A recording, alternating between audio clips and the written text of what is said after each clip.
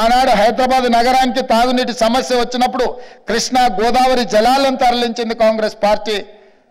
అదేవిధంగా హైదరాబాద్ నగరంలో మెట్రోను నిర్మించింది ఆనాడు డాక్టర్ వైఎస్ రాజశేఖర రెడ్డి గారు ముఖ్యమంత్రిగా ఉన్నప్పుడు.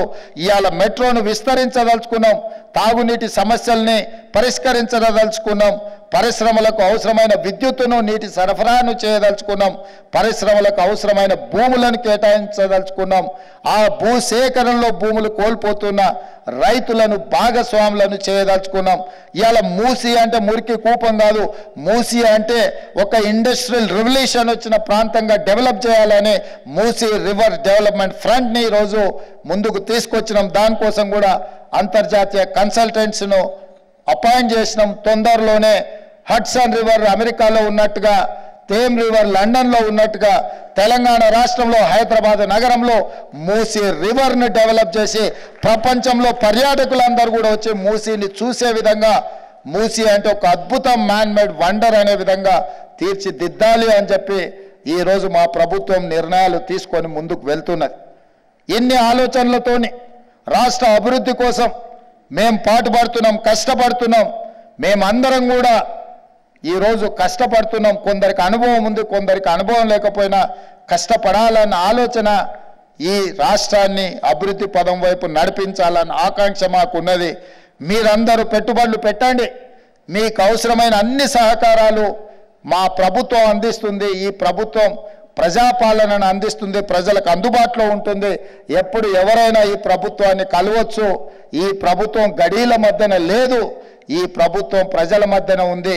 ఈ ప్రభుత్వ కార్యాలయాల దర్వాజాలు బార్లా తెరిచి ఉన్నాయి. ఎప్పుడైనా మీరు రావచ్చు, మీరు చెప్పొచ్చు. మీరు చేసే విలువైన సూచనల్ని మా ప్రభుత్వం తప్పకుండా పాటిస్తుంది.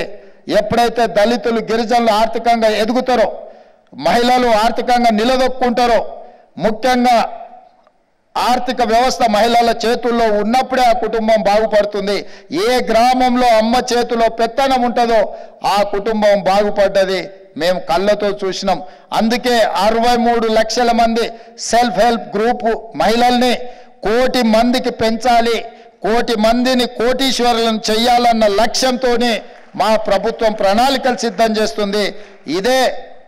ఇదే శిల్పారామం పక్కనే నైట్ బజార్ అని చెప్పి 3 ఎకరాల పైన ఈరోజు ఆ ప్రాంతాన్ని సెల్ఫ్ హెల్ప్ గ్రూప్లకు కేటాయించిన వాళ్ళు చేసే ఉత్పత్తులను అక్కడ ప్రపంచానికి పరిచయం చేసే విధంగా, మార్కెటింగ్ చేసుకునే విధంగా 3 ఎకరాల స్థలాన్ని మహిళలకు కేటాయించి తొందరలోనే అక్కడ మహిళలు చేసే ఉత్పత్తి వాళ్ళ వస్తువులన్నిటిని కూడా అక్కడ ప్రదర్శించడానికి, అక్కడ మార్కెటింగ్ చేయడానికి మా ప్రభుత్వం ముందుకు వచ్చింది.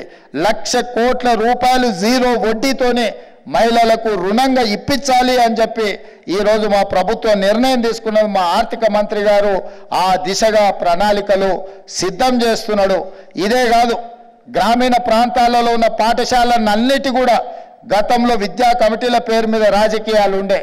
నేను వచ్చిన తర్వాత ఒక కలం పోటుతోని రద్దు చేసి అమ్మ ఆదర్శ పాఠశాల అని చెప్పి సెల్ఫ్ హెల్ప్ గ్రూప్లలో ఉండే మహిళలు ఎవరు పిల్లలైతే ప్రభుత్వ పాఠశాలలలో చదువుతున్నారో ఆ తల్లుల చేతుల్లోనే ఆ పాఠశాల నిర్వహణ మొత్తం వాళ్ళ చేతుల్లో పెట్టినాం. ఈరోజు ఆ పాఠశాలలో జరిగే అభివృద్ధి కార్యక్రమాలు కూడా వాళ్ళతోనే చేయిస్తున్నాం.